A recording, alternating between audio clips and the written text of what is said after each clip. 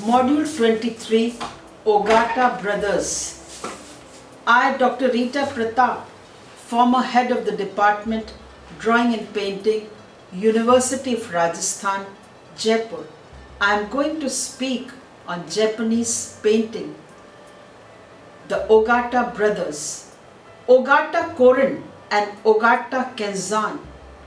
About half a century after Koetsu and Soetsu, the Ogata brothers, Ogata Korin, 1658 to 1716, and Ogata Kenzan, 1663 to 1743, were born into a prosperous, wealthy, and distinguished merchant class Kyoto family, whose drapery shop, the Kari Ganiya Wild Goose, had supplied luxury textiles to warriors and courtiers since 16th century. Their father had been a member of the Koetsu's artists community and transmitted the spirit to his sons. Their great-grandfather Shohaku had married a sister of Koetsu, and from her Korin and Kenzan inherited some of the latter's model books. Besides this, they inherited a house on Mount Taka Gaimain as heirs to the flourishing business they had since their youth dabbled in cultural pursuits such as calligraphy, painting, and Noh, all popular among the city's merchant elite. Following the death of its chief patroness, Empress Tofu Kumon, however, the family business began to decline. Its total collapse in 1703, caused by the failure of Daimyo to repay loans, eventually led the Ogata brothers to become professional artists and to travel to Edo in search of patronage. Their stay, though brief, laid the foundation for the Rinpa movement that would flower in the shogunal city in the 19th century. Kenzan was said to be introvert and Korin was a determined extrovert. They lived in the boisterous Genraku period, that is from 1688 to 1704, which saw the eclipse of Machishu elite by the lower merchant classes chonin, and Korin entered drunkenly and the climax of the hectic gaiety that marked the Tokugawa period in that city. Thus exile only fed his extravagant tastes. Returning to Kyoto in 1710, Korin did some of his finest works during the last 6 years of his life. Korin's contribution to painting. Korin learned to paint and developed two distinct styles for which he was famous. In one style, he painted freely ink and light color with rapid gestural brushstrokes that at the first sight look simple, but on scrutiny show the highly developed taste to be expected of one who moved among the Kyoto tea aesthetes. These are usually in the small format of hanging scrolls suitable for takanoma of a tea room, for fans and for wrapper for incense, but are also seen on ceramic ware that he worked on in collaboration with his brother Ogata Kenzan. His second style is that most influenced by Sotatsu's art, and he made some faithful copies of Sotatsu's work. Other Rinpa artists of the early 17th century and is seen exquisitely decorative painting that display the lavish use of color and gold leaf.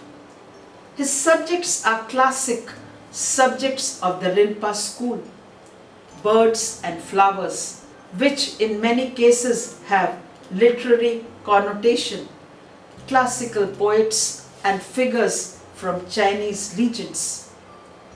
Korin's work in textile and lacquer design as well as in painting was notable for its urban elegance. Korin was a noted potter and he had opened a kiln at Narutaki, north of Kyoto, in 1699 and worked there for about 13 years.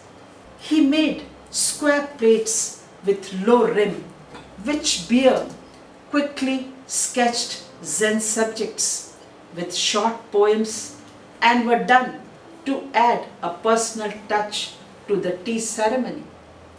The charming imbalance of some of the sketches give them the spontaneous Zen character. Throughout his work, Korin took the asymmetry of koetsu and sotatsu to exaggerate extremes. His lacquer inkstone box with Yatsuhasi 8-fold pleak bridge designed by Korin belonging to Edo, dated to 18th century, for example, uses gold and silver, mother of pearl and pewter in another reworking of the Yatsuhasi bridge and iris theme. The bridge is inlaid with lead like koetsu, but the angle is much steeper. A pair of 2-panel folding screen, early 18th century, ink colors and gold on paper, named red and white prunus in the collection of Museum of Art, Atami. The angular contours of the plum trees serve as a foil for the broadly undulating pattern of the river. The novel device of using flowing water as a unifying element inspired generations of artists. Korin's watercolor sketches are quite distinct from the stylish glitter of his other works.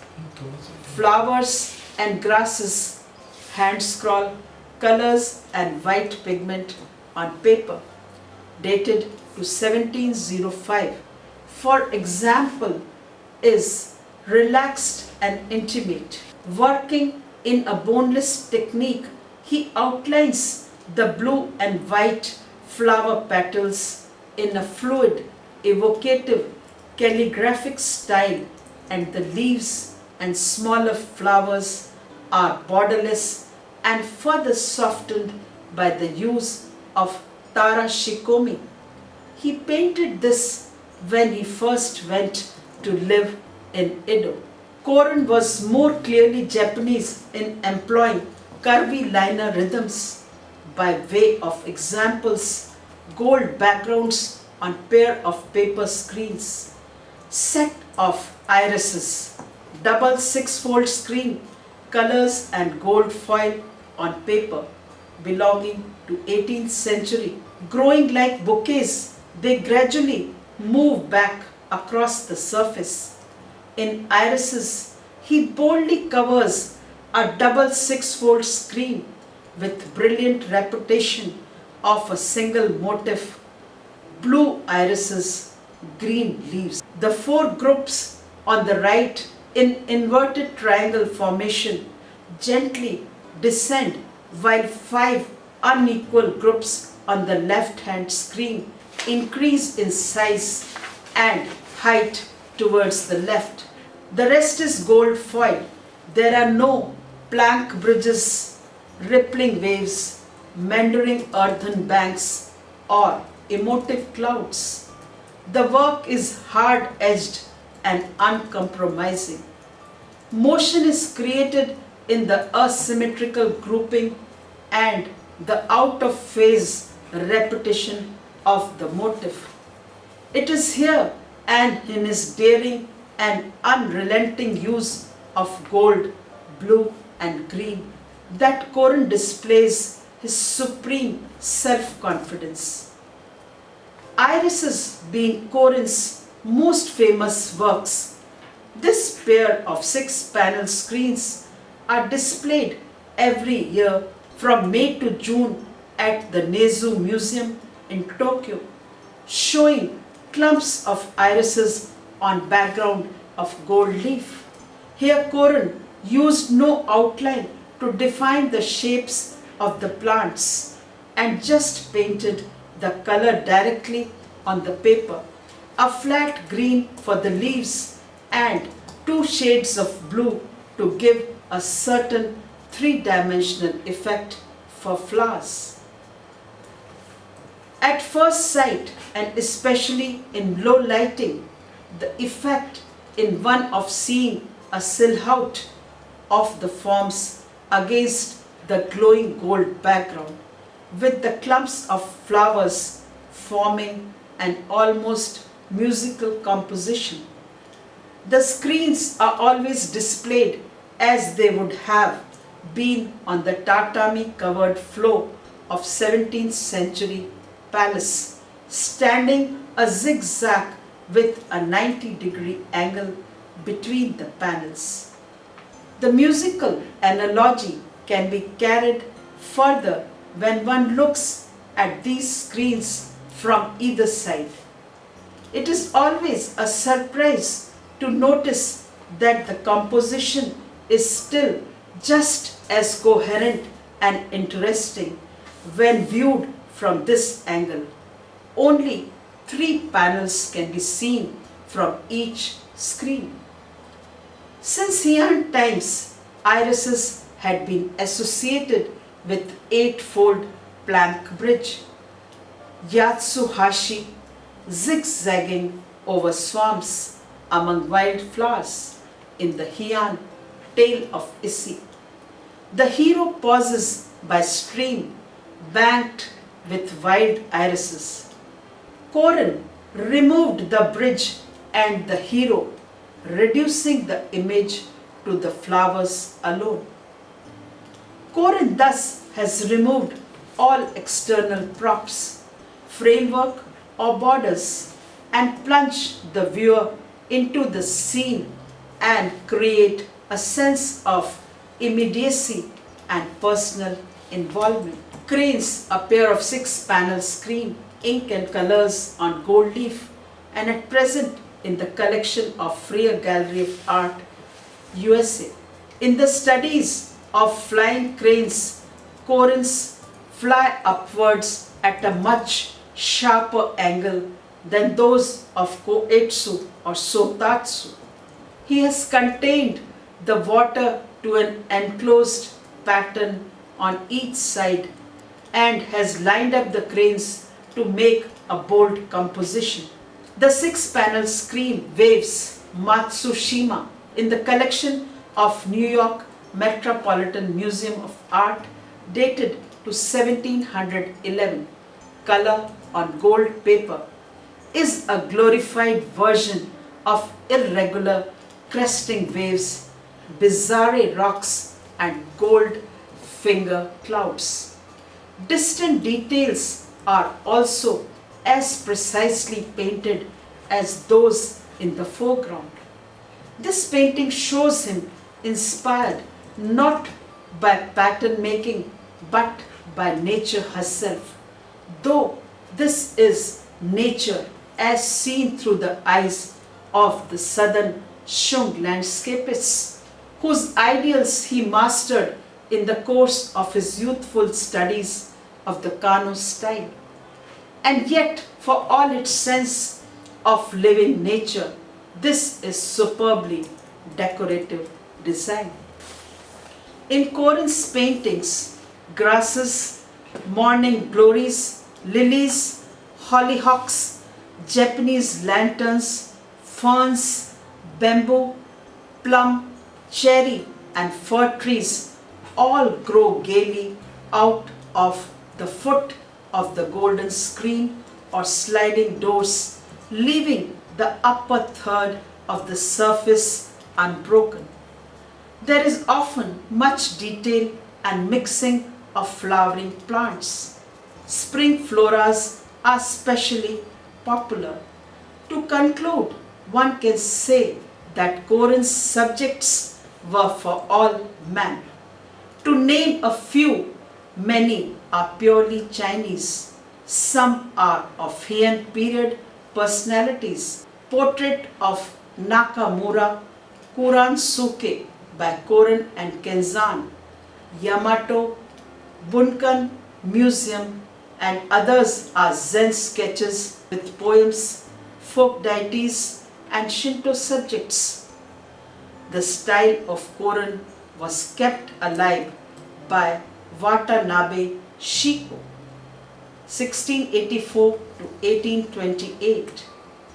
In successive generation, Hoetsu's father was the daimyo of Heimeji of the old Sakai family, which had supported Korin for the last 9 years of his life and had accumulated a large collection of his work. Hoetsu was widely trained and studied painting, in particular the works of earlier Rinpa masters such as Korin. He in his later years settled as a monk and popularized them through publishing his designs. He painted in a Korinesque style of considerable elegance and borrowed some of the naturalistic traits. Sakai Hoetsu, 1761 to 1828. A century later, Korin's art formed a fervent admirer in Sakai Hoetsu, a son of a noble family of ample means and thus under no obligation to each a living. He spent his whole life in the enjoyment of artistic pursuits, writing Hakkai poems of 17 syllables and practicing calligraphy and painting. He tried his hand at nearly all the styles of the period before he finally realized Korin's superiority. He then took it up upon himself to make it known to the public. To commemorate the centenary of the artist's death, which he celebrated himself in 1815, he published 100 masterpieces of Korin, Korin Hayakuza, and a collection of seals of the Ogata school, Ogata Inpo. At the same time, he sought to restore and stimulate the appreciation of Korin's art by means of his own brushes and accordingly executed a number of paintings, chiefly of flowers and birds. On the back of the screens of the wind and thunder gods, painted by Korin after Sotatsu, which were then in his own collection, today in the keeping of the Commission for Protection of Cultural Properties, Tokyo. Hoetsu added 2 compositions of autumn plants in the wind and after storm, a theme closely akin to the main subject of the screens. Against a silver background, agreeably contrasting with the gold ground. On the other side, he expressed the poetry of nature with all the delicacy of spirit and touch characteristic of the late 18th century dilettantes. As said and pointed out earlier, the style, or rather the aesthete of the Sotatsu Korin school, unlike that of the other schools of Japanese painting, was not transmitted by a family tradition or by a filiation from master to disciple. This aesthete, forming part and parcel of the Japanese mentality, was nurtured and revived by an independent admirer after a certain lapse of time. For this reason, the art of this school, and particularly that of Sotatsu, still awakens a response today and continues to extend its influence over the most modern artists. Suzuki Kitutsu and other contemporary Nakamura Hochu flourished in late 18th and early 19th centuries, showed a little more imagination in their treatment of Rinpa themes. Kitsu worked as an assistant to the illustrious Sakai Hoitsu, and therefore his works tend to be considered as being somewhat in the shadow of those of his master. But even though his works show less finesse, his compositions are much more dramatic. In his two-panel screen of Field of Susuki Grass, ink and silver on silver leaf, and at present in the Chiba City Museum, Japan, one of the 7 flowers of the fall, Susuki Grass shimmering silver in October sunshine, is one of the unforgettable images for anyone who has lived in Japan. In this screen, Kitsu has emphasized his image by using a background of silver leaf and has used the shapes of the feathery seed heads of the grass to make a painting that is more pattern than picture. A different but equally imaginative sense of design, Nakamura Hochu was a master of Rinpa decorative technique of Tarashikomi, which he used in his small-scale works such as fans and hanging scroll. Ogata Kenzan, 1663 to 1743. Kenzan was the younger brother of Korin Ogata. He was a calligrapher and a distinguished ceramist. He studied first with famous Kyoto potter, then with Koetsu's grandson Kucho, and became a celebrated potter, combining the dignity and mobility of Koetsu with the inventiveness of Oraib, a Zen Buddhist. He opened a kiln at Narutaki, north of Kyoto, in 1699 and worked there for about 13 years.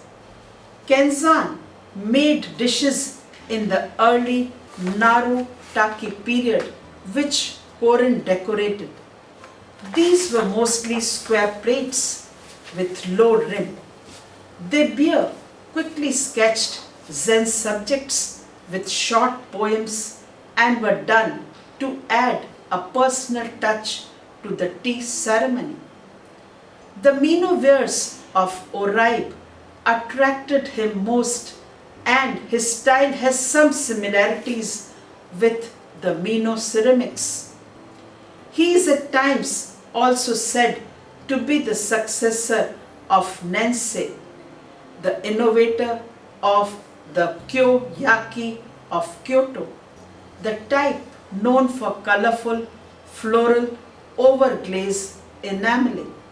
Kenzan did sometimes use this technique, but he preferred to retain his own style. An example is of an 18th century tea bowl which is painted waterfall, white slip, glaze and rust painting. Another artifact which Kenzan painted was the incense container with a scene from the tales of Issei. It is a stoneware with overglaze enamel, now in the collection of Freer Gallery of Art, Smithsonian Institution, Washington, D.C. It is said that Kenzan wedded painting to ceramics. He was less interested in the technical aspect of ceramic production than in the vessel's potential as a vehicle for novel decoration.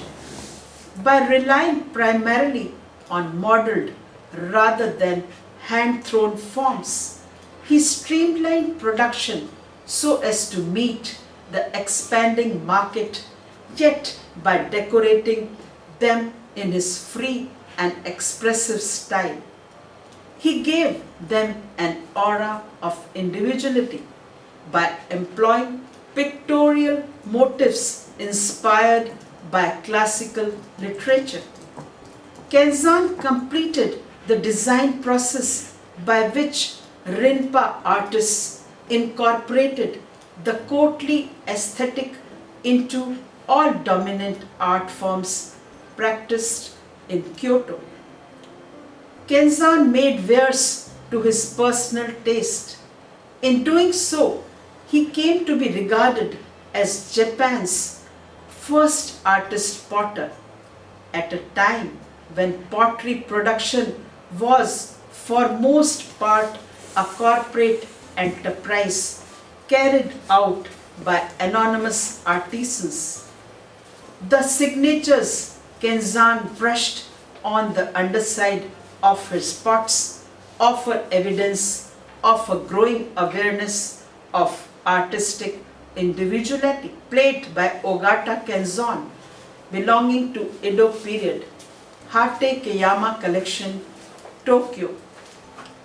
This plate is decorated with a design of slender leaves in different colors that might have been inspired by a motif used in textiles.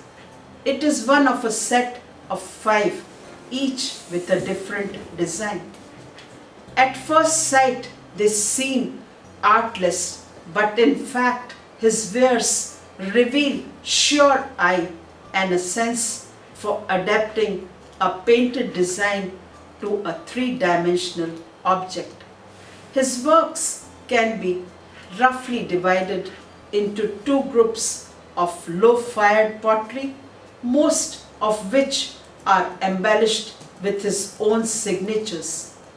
Plain, transparent glazewares with dark underglaze paintings that have often been inspired by his training in Zen, and bold, brightly colored, enameled pieces. Kenzan's most famous hand-scroll painting, The Flowers in Baskets, in the Matsunaga collection of National Museum, Tokyo, dated to 17th century, is remarkable for an almost Chinese freedom of design and pottery of mood, a poetry that is heightened by the fragment of verse written by the artist in flowing calligraphy on the upper half of the picture. The signature painted by Shishui Shinsai, an idler of Kyoto, shows that Kenzan was also influenced by the ideals of Chinese scholar painters.